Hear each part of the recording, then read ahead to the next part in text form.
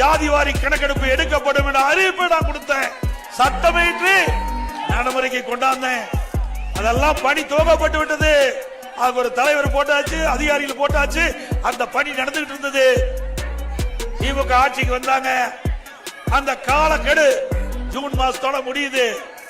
அப்ப ஆட்சியாளர்கள் நீடிக்கல, கால நீடிப்பு கொடுக்கல, காலாவதி ஆயிட்டது. மீண்டும் பொதுமக்கள் கேட்டாங்க, பல்வேறு அமைப்பை சேர்ந்த கேட்டாங்க, ஜாதிவாரி கணக்கெடுப்பு எடுக்க வேண்டும் என்று சட்டமன்றத்தில் சட்டமன்ற உறுப்பினர்கள் கேட்டாங்க.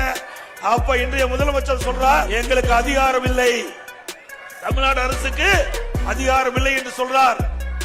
ஆனா இதே அதிகாரம் நான் முதலமைச்சர் இருக்கும் போது ஜாதிவாரி கணக்கெடுப்பு எடுக்கப்படும் என்று அறிவிப்பு கொடுத்தன. அப்ப அதிமுக அரசு இருக்கின்ற பொழுது, இந்த ஜாதிவாரி கணக்கெடுப்பு எடுப்பதற்கு அதிகாரம் இருக்கின்ற பொழுது, ஏன் திமுக அரசாங்கத்துக்கு இந்த ஜாதிவாரி கணக்கெடுப்பு எடுப்பதற்கு அதிகாரம் இல்ல?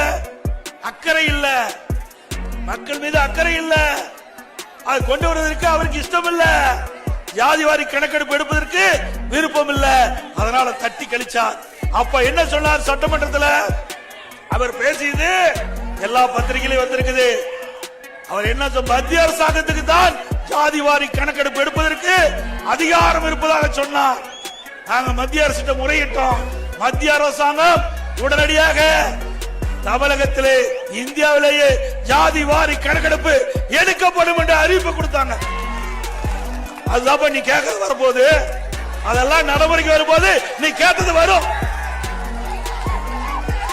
ஆக மக்கள் என்ன விருப்பப்படுறாங்களோ அதை நிறைவேற்றுகின்ற அரசு அதிமுக அரசாங்கம்.